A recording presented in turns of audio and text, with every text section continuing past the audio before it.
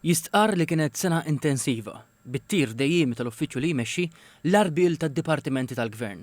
Bħal kull sena, ħidmet l-Uffiċċju tal-Awditur Ġenerali għas-sena 2023 inġabret fir-rapport annwali li ġie ppreżentat lill-Speaker tal-Kamra tad-Deputati Anġlu Farrugia. Ir-rapport jagħti ħares ġenerali lejn attivitajiet il-kisbiet u l-prestazzjoni finanzjarji tal-L-NAO matul l-2023.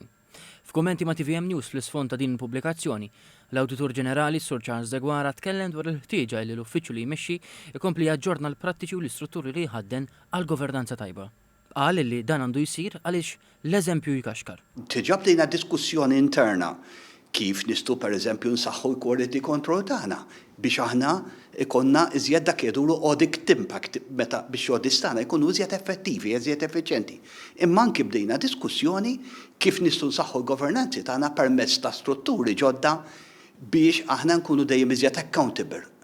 F'dan il-kuntest saħaq illi bħala l-uffiċċju responsabbli mill-awditjar ta' fost oħrajn dipartimenti tal-Gvern, l-NAO għandu jkun fuq quddiem net biex ikompli jtejjeb il-prattiċi li jħaddem saħansitra fil-konfront tiegħu stess. Fir-rapport ippubblikat l-uffiċċju jirreferi għall-avvanzi teknoloġiċi li qed jippreżentaw kemm sfida kif ukoll opportunità li ħidmietom, fosthom referenza lejn l-użu tal-intelligenza artifiċjali. Dwar dan, l-uffiċċju jistqar li jeħtieġ jadatta u jtejjeb il-kapaċitajiet tiegħu biex jindirizza kwistjonijiet pendenti fl-awditjar.